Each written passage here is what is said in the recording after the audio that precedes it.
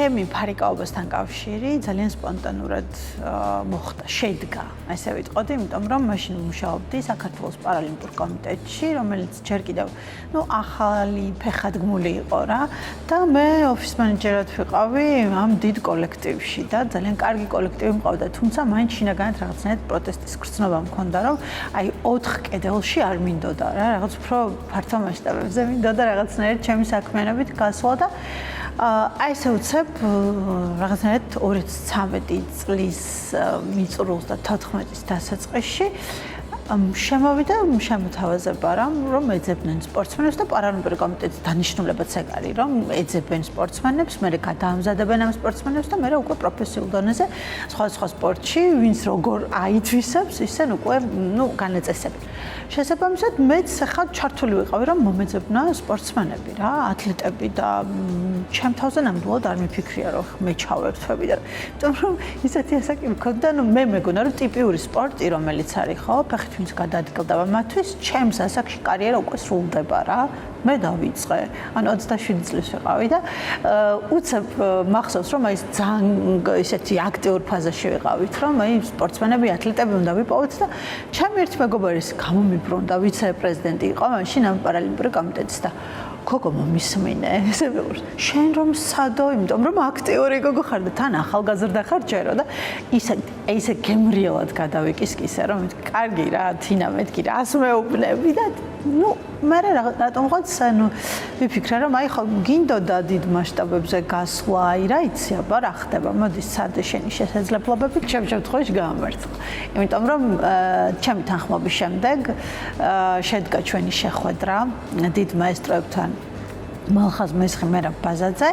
და რის შედეგადაც ნელ-ნელა ესე მეც ავიდგი ფეხი ამ სპორტის სახეობაში და პირველი დღე მახსოვს, როდესაც მივედი გაცნობითი ხასიათი ჰქონდა, დარბაზში შევედი ფარიკაობის ფედერაციის და მაშინ არ იყო ჩვენი სრულად ადაპტირებული კომპლექსი და გვიწევდა რაღაცნაირად ადაპტირება სხვა გარემოებების მიუხედავად. შევედით ვარა ის სწორედ ის გარემო და ატმოსფერო დამხვდა, რასაც ვეძებდი რა დიდი ხანი და მიუხედავად იმისა, რომ ბევრი კომპლექსები რაღაცნაირად დაძლეული მქონდა, მაინც იყო რაღაც ჩემში, რაც არ მაძლევდა საშუალებას სრულად ბოლომდე თავისუფალი ვყოფილიყავი და ჩემი შესაძლებლობების მაქსიმუმი ყველგან წარმომეჩინა და არ შემწხვანოდა ჩემი მდგომარეობის. ხომ ხვდებით? თითქოს ვამბობდი, რომ არა, აი ყველაფერმა გაიარა, ხომ გამოვედი ხალხში, ხომ ვჩხუბობ რაღაც შემოუფლებებს ვიცავ. არა, მაინც მქონდა შიგნით რაღაც დეტალი, ვიტყოდ დეტალები, რომლებიც საჭიროებდნენ რაღაცნაირად აღმოფხრას და მაგაზე მუშაობა მე უკვე წავიდა რა თქმა უნდა, აი სპორტში ჩართულობის შემდეგ და რაღაცნაირად ეს ატმოსფერო მჭირდებოდა, რომ ჩემი თავისთვის მეთქვა, რომ აი შენი ადგილი აქ არის და ნელ-ნელა მიუხედავად იმისა, რომ ბოლოს შემოვირტყი თავში ხელები ესად მოვედი და რა შევეჭიდე, იმიტომ რომ საკმაოდ არის ძალიან რთული სპორტის სახეობაა და აქედან გამომდინარე, ხო, პირველი ჩემი ემოცია, პირველი ჩემი იარაღი პირად დავიჭირე და მე ხმალიდან ესე მოვსინჯე და აბა როგორია შემიყვარდა, მართლა შემიყვარდა გარემოც და ნელ-ნელა უცებ არ შემიყვარდა, მაგრამ ეტაპობრივად შემიყვარდა ფარიკაობაც. პირველი შედეგის შემდეგ გავაანალიზე, რომ იქ ვარ, სადაც მინდა ვიყო. იმხელა ადრენალინია. მიუხედავად იმისა, რომ ჩემი პირველი მედალი იყო ბრინჯაო ყველა ოქროს წონის, იმიტომ რომ ძალიან მალე ავიღე, ანუ დაწყებიდან 2 თვეში ავიღე და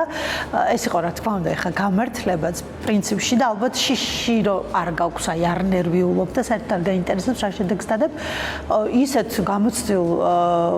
მოფარიკავებთან რაღაცნაირად მივაღწია წარმატებას, რომ მე ვთქვი, რომ всё, იქ ვარ, სადაც მინდა რომ ვიყო. ფიზიკურად, რა თქმა უნდა, ყველა პირობა გვაქვს ამ ცენტრში, რომ კარგად მოვემზადოთ და ზოგადად ფარიკაობა ხო ვიცით და არ დაგვავიწყდება, მაგრამ ფიზიკური მდგომარეობა რომ არ მოდუნდეს, კუნთი შევინარჩუნოთ, რაღაცნაირად პროაქტიურები ვიყოთ. ამ ყველაფერს ვახერხებთ, რა თქმა უნდა, წინა საშეჯიბრო შეკრებებიც გვაქვს და ეს მნიშვნელოვანია, იმიტომ რომ მენტალურად პროცესი უკვე გრთავს წინა საშეჯიბრო ფონზე და ნიშნავს, რომ რაღაცნაირად ნაწილი შენი ფსიქოლოგიური მდგომარეობის უკვე მზაობაში არის. ფსიქოლოგიურად მაინც გვჭირდება უფრო სხვა კუთხით მუშაობა და გვჭირდება სპორტული ფსიქოლოგი, თუმცა რასაც ჩვენ ვუკლავდებით და ჩვენი რესურსით ვაკეთებთ, მართლა ძალიან დიდი შედეგია ამის ფონზე. ყველაზე საყვარელ საქმიანობას, რასაც ვაკეთებ, ჩემი სამსახურია, ჩვეულებრივი სამსახურია, ოღონდ სამსახური, რომელიც მიყვარს სიგიჟემდე და რომლისთვისაც არ მენანება ჩემი არც ერთი წუთი, წამი, საათი, დღე, კვირა, თვეწელი, ასე შემდეგ, რომელსაც ვაკეთებ დიდი სიამოვნებით და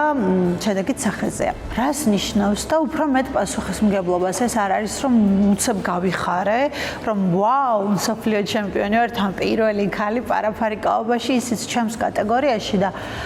თავიდან კი გამიხარდა, რომ საბოლოო ჯამში როგორღაც ვერცხლის მერე ოქრო ავიღე და ამ ტიტულსაც რაღაცნაირად ესე ჩავეხუტე. მაგრამ მივხვდი, რომ გაცილებით მეტია პასუხისმგებლობა ვიდრე სიხარული, იმიტომ რომ ნელ-ნელა თუ არ შეინარჩუნე ეს ტიტული, კარგავს ხო მნიშვნელობას და მესამე მეორე მაინც ხო კარგი ვიცე მსოფლიო ჩემპიონი ან ბრინჯაოს მედლის მფლობელი, ცოტა სხვანაირად ჟღერს ხო და მაინც პასუხისმგებლობა შენი გუნდის წინაშე, შენი თავის, შენი ქვეყნის გულშემატკივარის წინაშე და მე ვთვლი, რომ ვისურვებდი, რომ ბევრჯერ გამევარდეს ეს შეგრძნებები, იმდენად მაგარი განცდა, იმდენად დიდია, როდესაც კვარცხლბეკზე ადიხარ და შენი ქვეყანა, შენი პატარა ქვეყანა მსოფლიო ჩემპიონად უნდა წარადგინო, აი უდიდესი მასშტაბით. ჯერ კიდე 10 წლის წინ, როდესაც მე ვიწყებდი ამ საქმიანობას,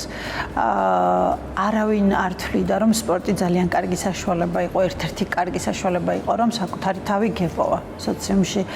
გემკვიდრებინა, გეთქვა შენი სათქმელი, ბევრი შრომის შედეგად, თურმე აი ნაყოფი არის და მეც შეიძლება მქონდეს ეს შედეგი და რატომაც არა და მე ვთვლი, რომ ძალიან ბევრმა აიღო მაგალითი, ძალიან ბევრი გამომყვა. იმდენად კარგია მიმღებლობა ჩვენი ახალგაზრდების მხრიდან, რომ ვერც კი წარმომედგინა, ამაზე ვერ ვიოცნებებდი 10 წლის უკან ხომ ხვდებით და მე მსმენია მათგან, რომ ხარ ინსპირაციის წყარო, ხარ წყარო არ გაჩერების, ხარ ჩვენი, ჩვენთვის მისაბაძი ადამიანი თუ როგორ არ უნდა დანებდე, ბევრი რამ. მე ვთვლი, რომ რაც არ უნდა დიდ წარმატებას მიაღწიო ცხოვრებაში, როგორი მწვერვალებიც არ უნდა დაიპყრო, ვთვლი, რომ შენი ყველაზე ნათელი წერტილი რაც არის, ეს არის დარჩე ადამიანი და დარჩე ის ადამიანი, ვინც იყავი მიღწევებამდე. და მე ჩემს ყველაზე ერთ-ერთ დიდ გამარჯვებად მიმაჩნია ხალხის სიყვარული და მადლობა ღმერთს, რომ არაფერი არ შემიცვლია ჩემს ადამიანურ მხარეში. დავრჩები იგივე ირმად, რაც ვიყავი დასაწყისში, უფრო ძლიერი ვარ, რა თქმა უნდა, მაგრამ არ გამაჩნია რაღაცნაირად დიდი სხვაობა. არ მაქვს, არ მასხვავებს ყოფილ ირმასთან, ანუ სპორტამდე და სპორტის მერე რა, მიღწევებამდე და მიღწევების შემდეგ. ჩემი პირველი იწაგება იყო პარალიმპიადაზე, როდესაც ვფიქრობდი, რომ სრულად მზაობა მქონდა, მზადყოფნაში იყო ჩემი ფიზიკური მონაცემი, მენტალური და კოვიდის პერიოდი იყო და აი ყველაფერი ჩამომემსხვრა და აი ძალიან რთულად გადავიტანე და ეს იყო დიდი გამოწვევა, მეგონა რომ ვერ გავუძლებდი, ანუ მეგონა რომ საერთოდ უარს ვიტყოდი ფარიკაობაზე, მაგრამ დაახლოებით ერთი თვის შემდეგ რაღაცნაირად ესე ყველა ფიქრს მოვუყარე ერთად თავი და რაღაცნაირად შევუძახე თავს, რომ იცი რა, კიდევ ბევრი პარალიმპიადა გაქვს წინ, მოიგებ ვერ მოიგებ არაუშავს, სხვა ბევრი დამსახურებაა ცხოვრებაში, რის მიღწევაც შეგიძლია და სხვა ბევრი გამარჯვებებიც არის. მე ვთვლი, რომ ეს იყო უდიდესი გამოწვევა, მე დავრჩებოდი თუ წავიდოდი ფარიკაობიდან და რაღაცნაირად იმიტომ ამბობ, რომ ჩემი ცხოვრების დიდი სიყვარულია ფარიკაობა, ვერანაირად ვერ ვთქვი უარი. მინდა რომ კიდევ ერთხელ ჩემი ქვეყანა, ჩემი სახით გახდეს მსოფლიო ჩემპიონი, რატომაც არა.